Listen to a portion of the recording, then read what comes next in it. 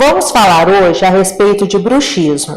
Cerca de 8% dos adultos apresentam bruxismo do sono, o que pode chegar a 35% nas crianças. Enquanto estamos na vigília, ou seja, acordados, o bruxismo acontece em 20% da população brasileira. Fique com a gente que temos muita informação a respeito disso. Estou aqui hoje com a Juliane Stujinski Barbosa, cirurgiã dentista, especialista em disfunção temporomandibular e dor orofacial, mestre em neurociência e doutora em ciência odontológica pela USP e pesquisadora pela USP de Bauru. Juliana, muito obrigada pela sua presença. Obrigada, Karina, pelo convite. Vamos começar falando a respeito do bruxismo. Explica para nós o que é o bruxismo. Então, bruxismo é uma atividade dos músculos da mastigação, tá? Essa atividade é uma atividade além das atividades funcionais que esses músculos fazem. Por exemplo, mastigar, falar, engolir. O bruxismo é uma atividade que nós poderíamos até considerar uma parafunção, já que ela não tem uma função fisiológica a princípio, né? Ela é involuntária? Então, o bruxismo ele é controlado pelo sistema nervoso central. Então, a gente pode dizer que sim, é involuntária, mas a melhor palavra para isso seria que o bruxismo é inconsciente, porque quando você torna esse hábito consciente, é quando você consegue controlar, por exemplo, o bruxismo na vigília. E quais os tipos de bruxismo que existem? Então, isso é importantíssimo salientar para a população, porque as pessoas conhecem muito o bruxismo do sono, que é quando a pessoa range ou aperta os seus dentes durante o sono. Mas também nós sabemos que existe o bruxismo da vigília, e esse hoje, em 2017, a ciência nos mostra que é talvez o pior tipo de bruxismo para a pessoa. Como que é esse bruxismo da vigília? É quando ele aperta os seus dentes ou encosta levemente os seus dentes durante a vigília, ou mantém a mandíbula numa mesma posição contraída. Por exemplo, fazendo esse tipo de movimento. Então, ele está promovendo uma atividade dos músculos da mastigação sem ter uma função, né? Então, ela acaba apertando ou encostando os seus dentes na vigília. E isso é muito deletério para a pessoa. Então, existem dois tipos principais, do sono e da vigília. E eles são completamente diferentes neurofisiologicamente, o que não quer dizer que os dois não coexistam numa mesma pessoa. Pode coexistir, mas a pessoa pode ter só da vigília, só o do sono. Além desses dois tipos principais, hoje nós sabemos que existem outros dois tipos que é de fundamental importância no diagnóstico, que é o bruxismo primário e o bruxismo secundário. Qual a diferença? Então, secundário, o próprio nome já diz, né? O bruxismo pode ser secundário a alguma outra coisa. Por exemplo, a pessoa que tem bruxismo do sono secundário a problemas respiratórios. Então, a pessoa que tem ronco, apneia, principalmente hipopneia, que é quando a passagem do ar ela não acontece de forma adequada, então ele para por alguns minutos, no caso a apneia totalmente de respirar, a hipopneia, o sistema de diminuição do fluxo respiratório, o bruxismo surge ali como um herói, porque ele acontece logo após um evento de apneia ou hipopneia, quando a pessoa contrai a sua musculatura na tentativa de abrir a passagem de ar, entendeu isso? Durante o sono. Então, o bruxismo nem sempre ele é vilão, ele pode ser herói, no caso do bruxismo secundário, é problemas respiratórios, mas ele pode ser secundário a algumas patologias neurológicas, ele pode ser secundário ao uso de alguns medicamentos. Nós sabemos, e hoje muitas pessoas tomam ansiolíticos, que alguns ansiolíticos eles têm como efeito colateral em algumas pessoas bruxismo. Por exemplo, fluoxetina, sertralina, paroxetina, duloxetina, venlafaxina, são medicamentos que têm esse efeito colateral, né? Eles aumentam o número de eventos de bruxismo. Já o bruxismo primário, ele é o que nós dizemos assim, parece que a pessoa, no caso do bruxismo do sono primário, a pessoa parece que herda genes, isso parece ser hereditário, e aí ele tem um comportamento durante o sono que cursa com ranger ou apertar de dentes. Por exemplo, esse estresse todo que a população tem passado, isso pode provocar também o bruxismo? Sim, o estresse, os problemas emocionais principalmente os linkados à ansiedade, eles são linkados ao tipo de bruxismo, que é o bruxismo da vigília. Não tanto o bruxismo do sono. Antigamente a gente falava muito isso, a pessoa arranja os dentes porque está estressada. Mas não, hoje a gente sabe que quem tem um gen para isso, ele tem um comportamento no sono ligado a isso. Então, o bruxismo da vigília que é mais associado. E não é só ansiedade, por exemplo, concentração. Então, eu vou dar um exemplo bem fácil para o pessoal de casa. Se você está fazendo crochê, tricô, a mulher que faz trabalhos manuais que exigem concentração, elas acabam contraindo a musculatura para se concentrar naquilo. Então, nem sempre também é ansiedade. Se fala quem é motorista, dirige bastante, tem medo do trânsito, às vezes a pessoa se pega ali, né, segurando o volante, contraindo a musculatura. Então, é essa contração que a gente faz quando estamos ansiosos, que nós seguramos, ou quando estamos concentrados, isso é bruxismo. E quais os problemas que o bruxismo pode trazer para a pessoa? Sim. Olha, então vamos dividir no bruxismo do sono. Vamos falar do sono que todo mundo conhece. O ranger de dentes durante o sono, ele não acontece a noite inteira. Ele acontece em média 5 minutos durante um sono de 7 horas. Só que a contração muscular ela é tão grande, tão poderosa, que pode fraturar um dente, quebrar uma restauração, quebrar um trabalho. Hoje a gente fala tanto dos trabalhos de estética, né? As facetas e tal. Bem, o bruxismo pode quebrar uma faceta. Se você tiver o bruxismo do sono, tem que ficar atento a isso, né? Então, no caso do bruxismo do sono, os problemas são mais ligados aos problemas dentários. Antigamente, a gente dizia que o bruxismo do sono era o grande vilão das disfunções temporomandibulares, aquelas dores na articulação, na musculatura. Só que hoje a gente sabe que o grande vilão é o bruxismo da vigília. A ciência vem mostrando isso dia a dia. E os outros distúrbios do sono, como insônia, apneia, etc. Até pelo tempo que a gente passa mais acordado. Exatamente. Dormindo, né? Então, o que acontece? O bruxismo da vigília ele é mais frequente na população. Enquanto 8% dos adultos apresentam o bruxismo do sono primário, 5,5% a 8%, no caso do bruxismo da vigília, isso pode chegar a 20% da população. E o que acontece? Você passa muito mais tempo, como você disse, com a musculatura contraída. E o que vai acontecer? Ao final do dia, você vai sentir uma dor na musculatura, um desconforto até na articulação, porque você aumenta a carga em cima da articulação. Então, no caso do bruxismo do sono, é mais ligado aos problemas dentários, também pode aumentar a carga na articulação, por isso que muitas das pessoas que têm problema na TM têm que usar um dispositivo protetor, né, para diminuir a carga. Porém, o bruxismo da vigília se mostra mais deletério, já que prejudica tanto a articulação quanto a própria musculatura. E o bruxismo pode ser um dos causadores da enxaqueca, né? Então, o bruxismo, quando a gente fala enxaqueca, é bom deixar bem claro que enxaqueca é um tipo de dor de cabeça primária, a gente chama de cefaleia primária, né? Onde a dor é a própria doença. Quem tem enxaqueca, ela herda isso também por alguns genes. Geralmente é mulher, 24% das mulheres apresentam enxaqueca. No caso, o bruxismo não causa enxaqueca.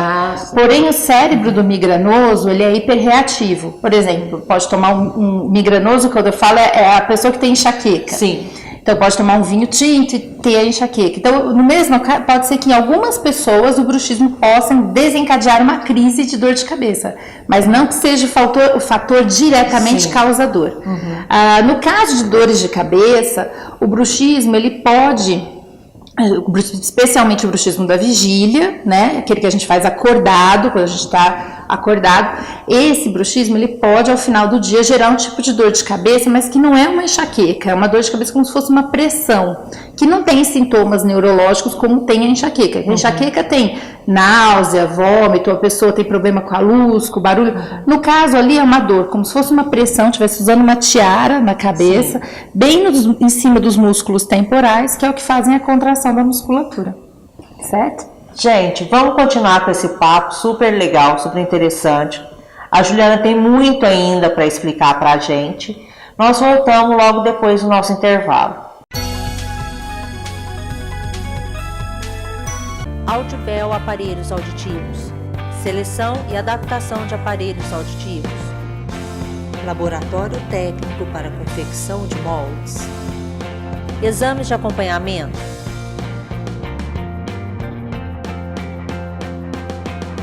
Distúrbios do sono, equipamentos e acessórios. equipe especializada. Ligue e agende sua consulta. Olá, sou Karina Dragoni, apresentadora do programa Adapt. Espero você toda quinta-feira às 17 horas para assistir ao nosso programa na TV Franca, canal 23.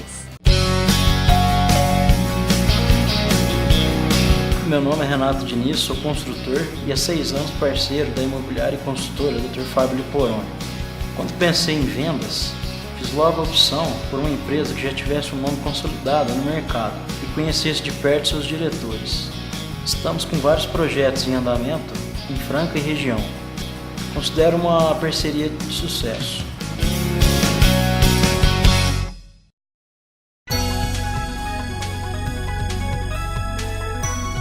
Retornamos com o programa Adapt e eu estou hoje entrevistando a Juliana Stuginski Barbosa, cirurgiã dentista, especialista em disfunção temporomandibular e dor orofacial, mestre em neurociência, doutora em ciência odontológica pela USP e pesquisadora pela USP de Bauru. E a gente está falando a respeito do bruxismo. Juliana, existe uma idade que começa esse problema do bruxismo? Então, como eu falei para você, o bruxismo, a gente tem os dois tipos, o sono e da vigília. Vamos começar de novo pelo sono. O bruxismo do sono ele é muito mais frequente na infância, tá?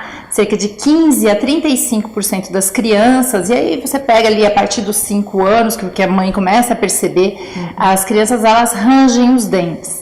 Esse bruxismo na infância é muito relacionado aos problemas respiratórios do sono. Como eu falei, existe aquele bruxismo secundário. E as crianças, por terem um sistema imunológico ainda em desenvolvimento, elas acabam apresentando mais problemas respiratórios, dormindo com o nariz entupido.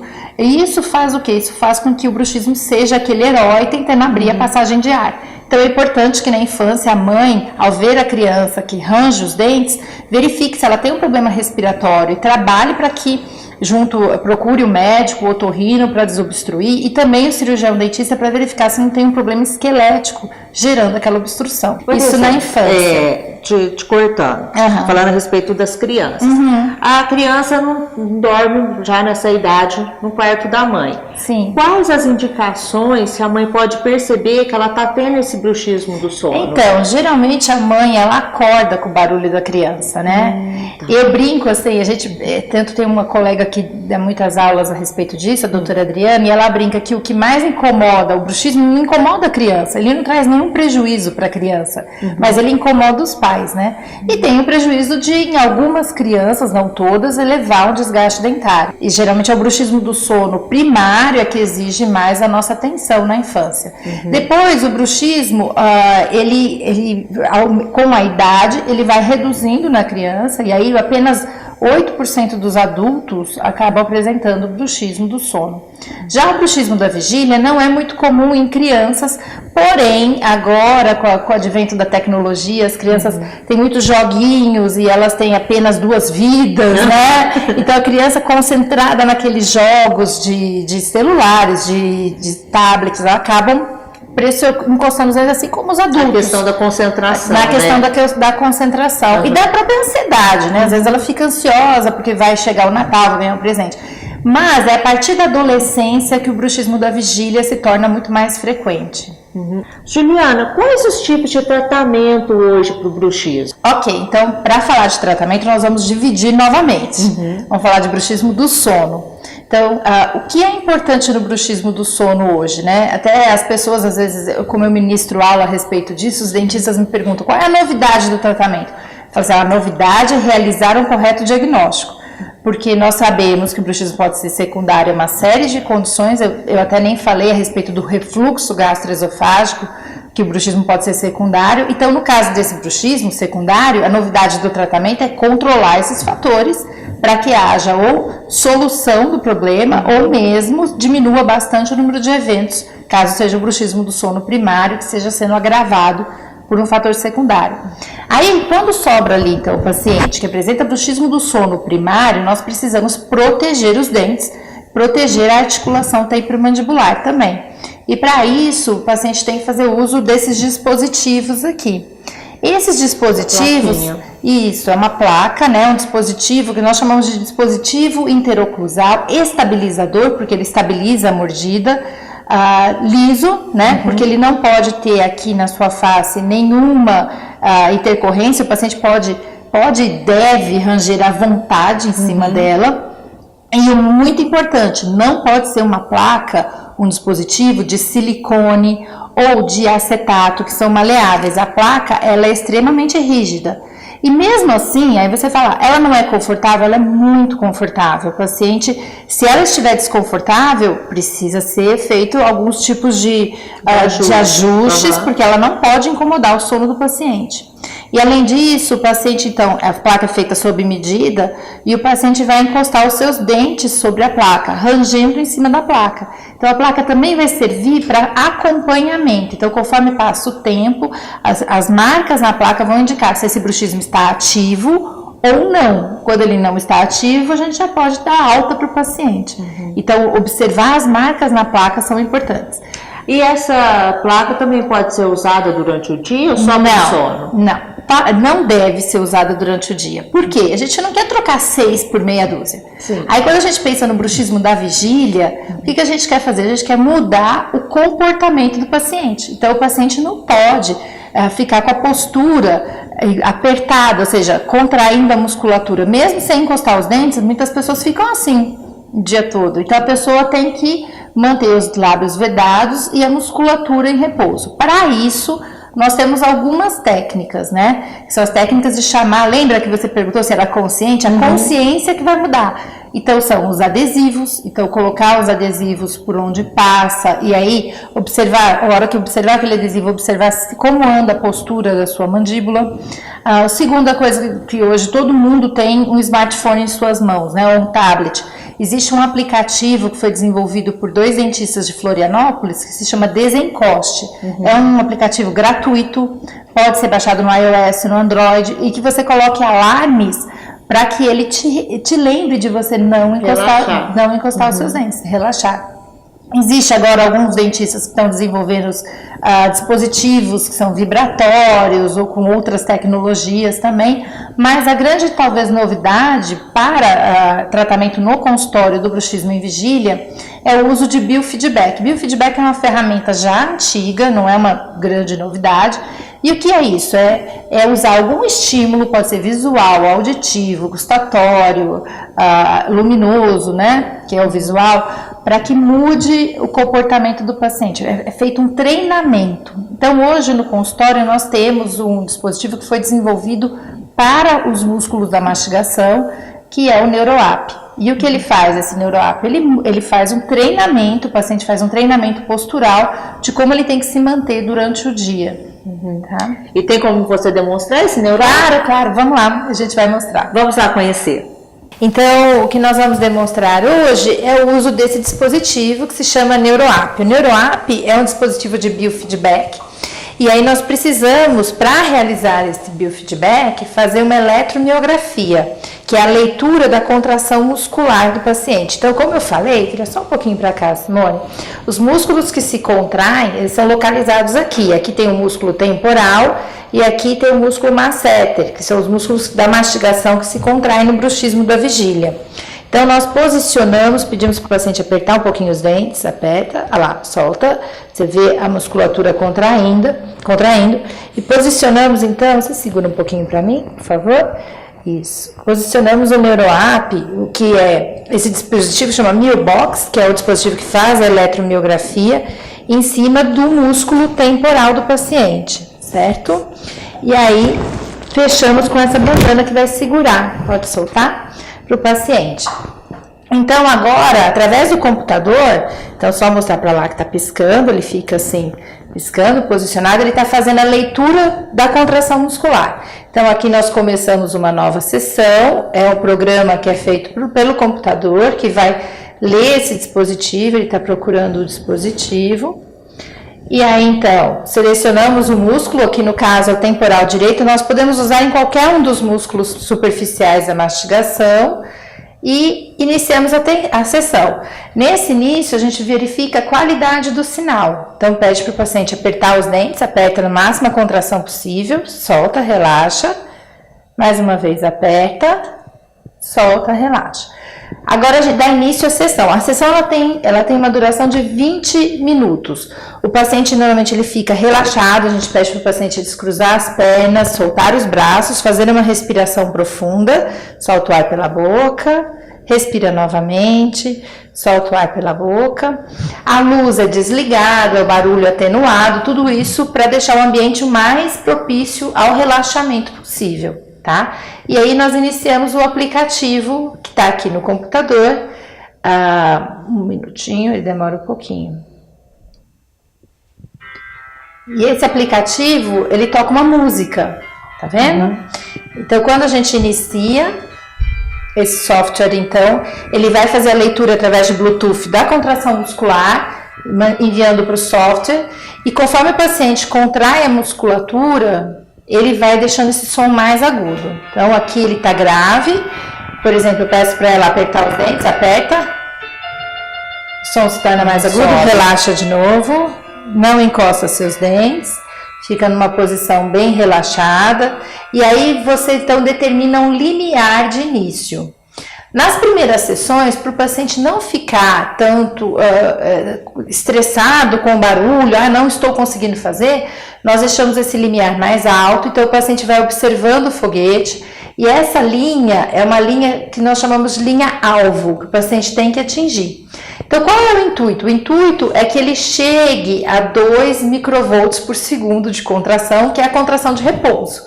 Porém, a Simone, por exemplo, agora, ela está marcando 5 microvolts por segundo, né? Às vezes ela consegue 3, às vezes 5. Então, no início, nas primeiras sessões, realmente o paciente não consegue. Está dando uma média de 5,54. Mas se eu colocar muito embaixo, volta a tocar. E se ela passa dessa linha, aperta os dentes, fica mais agudo. Agora pode soltar, solta os dentes. Agora só encosta os seus dentes, sem apertar com força. Pode encostar. Você vê que só o encostar de dentes já traz ali uma contração na musculatura. E aí, então o que acontece? Nós saímos da sala, porque a presença... Peraí, deixa eu desligar aqui. A presença de uma pessoa que interfere, então o paciente tem que ficar 20 minutos sozinho na sala fazendo a sua terapia. E a gente retorna depois de 20 minutos. E a cada sessão, nós temos cada sessão registrada, e ao longo das 10 sessões é possível mostrar um gráfico com o paciente reduzindo ali o apertamento dentário. E assim, o paciente, depois ter feito esse tratamento aqui no consultório, ele utiliza o aplicativo, Isso, ao longo da semana ele vai, ou o aplicativo ou os adesivos, para que ele se observe.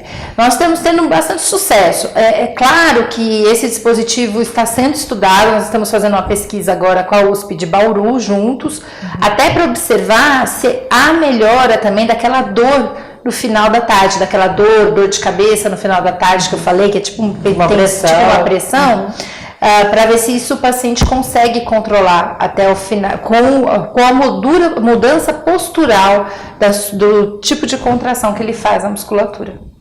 Tá bem?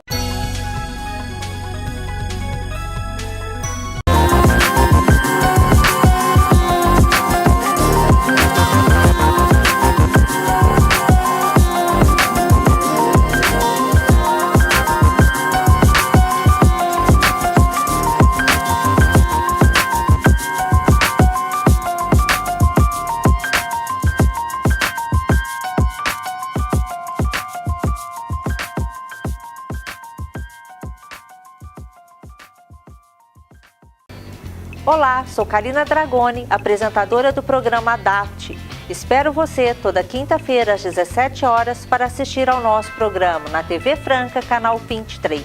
Um lugar gostoso pra gente passar. O Atenas Motel traz mais uma novidade pra você. Suíte 50 tons, inspirada no filme 50 Tons de Cinza. Nova suíte 50 tons com vários acessórios. Aproveite e confira mais esta novidade. E o Atenas Motel aceita todos os descontos de outros motéis. E ainda dividimos em até 3 vezes nos cartões. Saia da rotina, faça a diferença. Atenas Motel, suítes a partir de R$ 42.